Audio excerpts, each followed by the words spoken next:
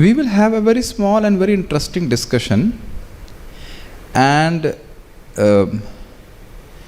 quite contrary to what our experience should be. What is that? It's very simple.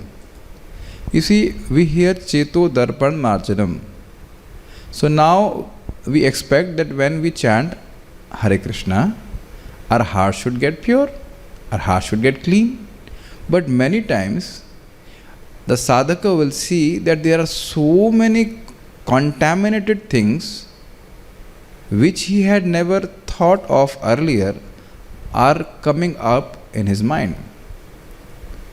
I remember it was a discussion maybe around, let's say, I don't remember years, I just remember the incidents. 8 years, I don't know, 10 years back. So one devotee was cultivating, and I asked him, he asked me, do you still get affected by lust? I said, yes. Oh, after so many years? I said, you wait, you wait, then see. After a while, he got married. So the difference was, lust and all those things, those impressions are imprinted upon our consciousness since billions and zillions of lifetimes. Layer after layer after layer after layer. When you chant Hare Krishna, they will come out. But because you chant Hare Krishna, you don't identify with them. Are you able to understand this point? He was not able to figure that out. How a person who is chanting Hare Krishna can be affected by lust? Unless we become Param Vaishnav, Mahabhagavat, till that time these things will come and go. Now what I wanted to say was, you see on my right side, as per my right side or whatever left side, there are photos of two scenes. So it's very simple scene. In one scene, the bulb is off, and in another scene, the bulb is on. Simple. So now, if the bulb is off, is the room dirty? Answer is yes. And if the bulb is on, is the room dirty? Yes. But now you have become conscious that my room is dirty and it needs cleanup. Now this happens with every sadhaka. Since we were born, or since we are in the material world, we never even realize that the heart is dirty. Rather, we are attached to those dirty things, is it not? Some lust or anger or greed like that. We think they are our friends. So when we chant Hare Krishna, Krishna makes us, hear carefully, conscious of the dirty things which are already in the heart. It's not that they are increasing. Are you able to follow this? Just like when there was Amrit Mahotsav, that means when the churning of the milk ocean, the first thing which came out was poison.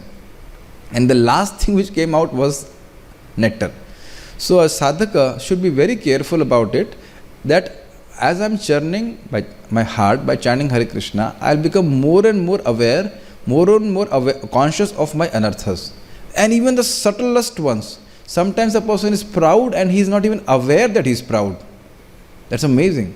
So as we keep on chanting, we understand, oh, how 5 years down the line, you will realize, oh, 5 years back, how would I behave like this?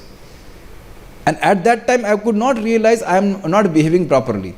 I think all the devotees are understanding. So what happens is, by chanting Hare Krishna, we don't get impure thoughts, but rather all the dust which has been accumulated in our consciousness begins to rise up. That much only it happens. Are you able to follow?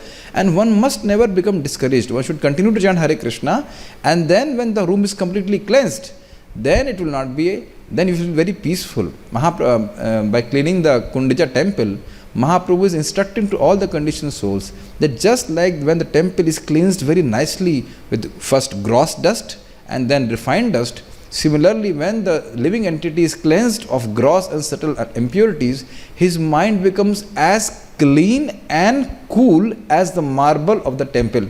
Have you noticed that?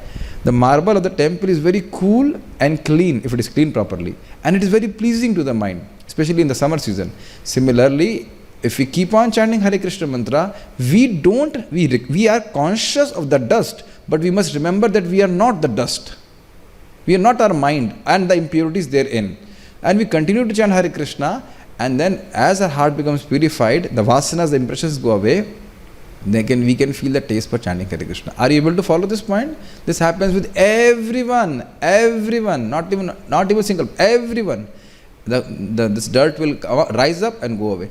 Prabhupada gives another example in this, that just like when you make ghee, I don't know whether you have ever had that experience, but when you make ghee, so much impurities come up and they're just thrown off. They sieve it and throw it off. Similarly, don't be attached to whatever comes up in the mind. Just try to focus on chanting Hare Krishna mantra. I'll again quote from Bhagavatam, tad dhyan udiriktaya bhaktya dhishana. So he says that by again and again focusing our mind on Krishna, our bhakti is increasing, and by that increased bhakti our intelligence becomes purified.